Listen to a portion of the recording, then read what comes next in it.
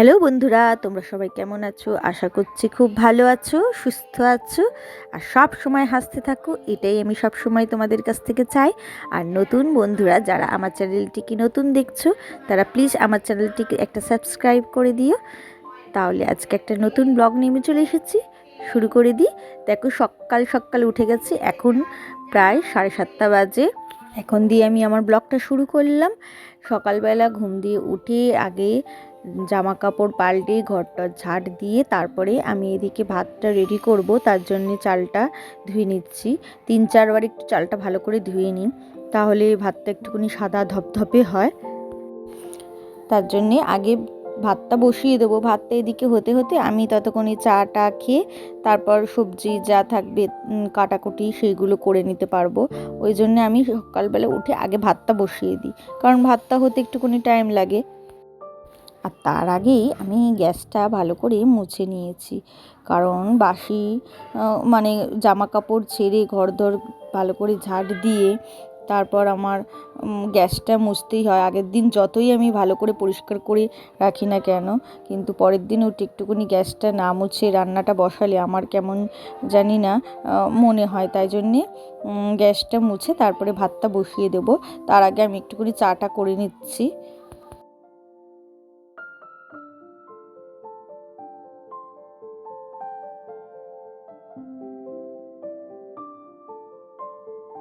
ভাতটা এদিকে বসিয়ে দিয়েছি, আর চাটা হয়ে গেছে। আর তারপরে দেখলাম যে দুধটা বাড়ন্ত হয়ে আছে, তাই জন্যে দুধের প্যাকেটটা খুলে আগে দুধটা গরম করে নিচ্ছে। একটা গ্যাসে তো ভাত বসানোই আছে, আর একটা গ্যাসে দুধটা বসিয়ে দিচ্ছি, কারণ আমাদের প্রত্যেক দিনই একটু করে দুধ লাগেই। আর চায়ের দুধ যখন থাকে তখন এই দুধটাই নিয়ে নিই, আর প্যাকেট দুধটা নিয়ে নিই। আর যখন প্যাকেট দুধ না থাকে তখন গুঁড়ো দুধও অল্প করে থাকে, সেটাই ইউজ করে নিই। আজকে চায়ে প্যাকেট দুধটা ইউজ করিনি, কারণ প্যাকেট দুধটা শেষ হয়ে গেছিলো। এদিকে আনাজপাতিও কাটতে শুরু করে দিয়েছি। এখানে আলুটা ছুলে নিচ্ছি, কারণ আজকে সোয়াবিনের তরকারি হবে। আর একটুখানি মাছের তেল এনেছিল কালকে, অনেক দিন ধরেই খাবো খাবো মেয়ে করছিল। মানে ও তেলের বড়াটা খেতে বেশ ভালোই বাসে, তাই জন্যে আজকে মানে ও কেন, আমরা সবাই ভালোবাসি। তার জন্যে আজকে তেলের বড়াটাও করব, আর সোয়াবিন একটুখানি করে নিলেই হয়ে যাবে। তারপর ভাতের মধ্যে একটু উচ্ছে আলু সেদ্ধ দিয়ে দেবো। তারপর টিফিনেরও ঝামেলা আছে, একটুখানি রুটি তরকারি করতে হবে, কারণ মেয়ের এই কদিন স্কুল ছুটি আছে। ওর জন্য সকালবেলা ওকে একটুখানি টিফিন দিই, ভাতই দিই, কিন্তু আজকে একটু রুটি তরকারি দেবো। তার জন্য একটুখানি আলু টালুগুলো কেটে নিয়ে তারপরে তরকারিটা বসাবো। এদিকে রুটি আর এদিকে তরকারি বোটা বসিয়ে দিলেই হয়ে যাবে, ভাতটা আগে হয়ে গেলে। সয়াবিনের তরকারিটাও করতে হবে, তার জন্য মশলাটাও রেডি করে নেবো। আমি পেঁয়াজটা এমনি কেটে রেখে দিয়েছিলাম, আর এটাকে কুচি কুচি করে কেটে নিচ্ছি, তাহলে মিক্সিতে দিলেই কি তাড়াতাড়ি হয়ে যাবে। আর বড় বড় করে কাটলে একটুখানি ভালো পেস্ট হবে না, টাইমটাও লাগবে। যখনই মিক্সিতে দিই এইভাবেই ছোট্ট ছোট্ট করে টুকরো করে দিই। আজকে একটু বেশি করেই মশলা করে রেখে দেবো, যদি রাত্রিবেলা আবার কিছু রান্না করতে হয় তখন আবার আলাদা করতে হবে। তার জন্য একটুখানি মশলাটা বেশি করা থাকলে তাহলে কোনো অসুবিধা হয় না। আবার সোয়াবিনের তরকারিটা একটু ভালো করেই করতে হবে, কারণ এক পদ আবার যদি ভালো না হয় তখনও আমাকে কথা শুনতে হবে, কেন ভালো হয়নি, কি কম হয়েছে না কম হয়েছে সব। আবার যদি ভালোও হয় তখন কিন্তু সবার শেষে পাতে আমার অল্প পড়ে থাকে। এই হয়েছে মেয়েদের জ্বালা, ভালো করলেও দোষ, আবার খারাপ করলেও দোষ। এবার সব দিন তো সমান হয় না, হাতের রান্না এক এক দিন এক এক রকম হয়। এক এক দিন খুব ভালো হয়ে যায়, আবার এক এক দিন মানে সেরকম হয় না। কিন্তু চেষ্টা তো করি আমরা যে হ্যাঁ ভালো হবে, কিন্তু তার মধ্যেও যদি কিছু না কিছু কম হয়ে যায়, সেটা তো দোষ ধরার কোনো কিছু হয় না। কিন্তু এই যে বরমশাইগুলো খুব ধরবেই, এটাই হচ্ছে মানে ওদের নিয়ম। ভালো হলে তো খুবই ভালো বলবে, তখন মনে হয় যে না শুনেও শান্তি। আবার খারাপ হলেও তখন মানে দোষ গুণ ত্রুটি সব ধরবে।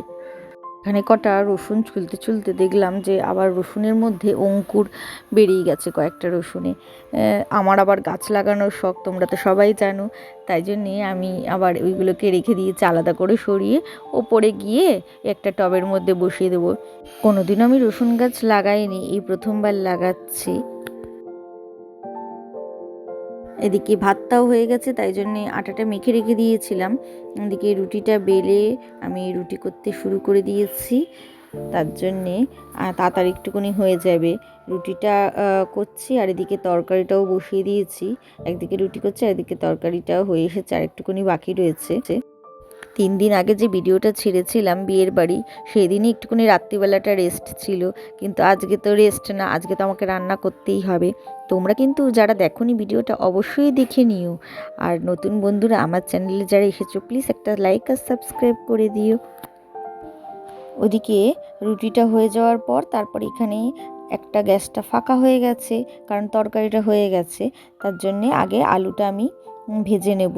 আলুটা ভেজে নিয়ে তারপরে সয়াবিনটা সেদ্ধ করে রেখে দিয়েছিলাম, ওই সয়াবিনটাই ভালো করে জল চিপে দিতে হবে, কারণ এমনি সয়াবিন জল শুদ্ধ দিলে একটা গন্ধ ছাড়ে। তাই জন্যে সয়াবিনটাকে ভালো করে জল চিপে দিতে হবে। আলুটা হালকা ভেজে নিয়ে তারপর ওর মধ্যে আমি সয়াবিনটা ভেজে নিয়ে মশলাগুলো দিয়ে দেবো। সয়াবিনটাও কিন্তু নুন হলুদ দিয়ে হালকা করে ভেজে নিতে হবে। এটা পুরো মাংসর মতো করার চেষ্টা করছি। জানি না তোমাদের কেমন লাগবে, কিন্তু এই সয়াবিনটা আমি মাংসর মতোই করি। একটুখানি মাখা মাখাও রাখবো, যাতে একটুখানি কাইটা থাকে গায়ের মধ্যে।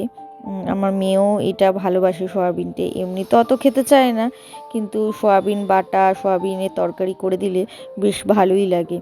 তোমরা যদি সয়াবিন বাটার রেসিপিটা দেখতে চাও অবশ্যই কমেন্টে জানিও, তাহলে আমি একদিন রেসিপিটা তোমাদের সাথে শেয়ার করব।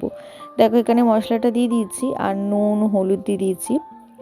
কাঁচা লঙ্কা সেরকম দিইনি, অল্পই দিয়েছি, কারণ আমাদের বাড়িতে একটু ঝালটা কমই খাওয়া হয়। আর এমনি পরে লাগলে আমি গোটা কাঁচা লঙ্কা দিয়ে দেবো।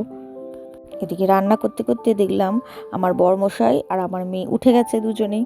ওরা এখন ব্রাশ করছে, আমি তার মধ্যে তাড়াতাড়ি করে রান্নাটা সেরে ফেলি, তাহলে আমার বরমশাই একটু টিফিনটা তাড়াতাড়ি নিয়ে যেতে পারবে আর চাচাবেও না, আর আমার মেয়েও খেয়ে নিতে পারবে। এখন এই করতে করতে আমার প্রায় 9:30 বেজে গেছে। তার জন্য তাড়াতাড়ি করে একটুখানি করছি, যতটা তাড়াতাড়ি করা যায়। দেখো মশলাটা কষিয়ে নিয়েছি। এবার মশলাটাকে একটু ভালো করে কষাতে হবে, না হলে কিন্তু মশলার একটা গন্ধ বেরাবে। মশলাটা কষিয়ে নিয়ে এবার আলু আর সয়াবিনের যে রেখে দিয়েছিলাম আলাদা করে সরিয়ে, ওটাই দিয়ে দেবো, দিয়ে ভালো করে আরেকটুকুনি সামান্য একটু জল দিয়ে কষিয়ে নেব। তারপর নামানোর আগে যেমন মাংসতে আমরা গরম মশলা দিয়ে দিই, সেরকম গরম মশলা একটুকুনি দিয়ে দিলেই ব্যাস রেডি হয়ে যাবে সয়াবিনের। এটা যদি আপনারা শুকনো খেতে চান শুকনোও রাখতে পারেন, বা ঝোল যদি খেতে চাও ঝোলও রাখতে পারো, কোনো অসুবিধা নেই তাতে। এদিকে সয়াবিনের তরকারি হতে হতে আরেকটা রান্নাও হয়ে গেছে, তাই জন্যে মাছের তেলের বড়াটাও বসিয়ে দিয়েছি। তারপর মেয়ে আবার যদি একটুখানি বায়না করে ওকেও দিতে হবে, কিন্তু সকালবেলা না দেওয়ারই চেষ্টা করি আমি, কিন্তু ওর বায়না যখন হয় তখন তো আর কোনো কিছু মানে জেদ করলে শোনা যায় না। এইভাবে মেখে তারপরে আমি কড়াইতে অল্প তেল দিয়ে ভাজাটা করে নেব, কারণ এটা দিয়ে আবার তেল বেরায়।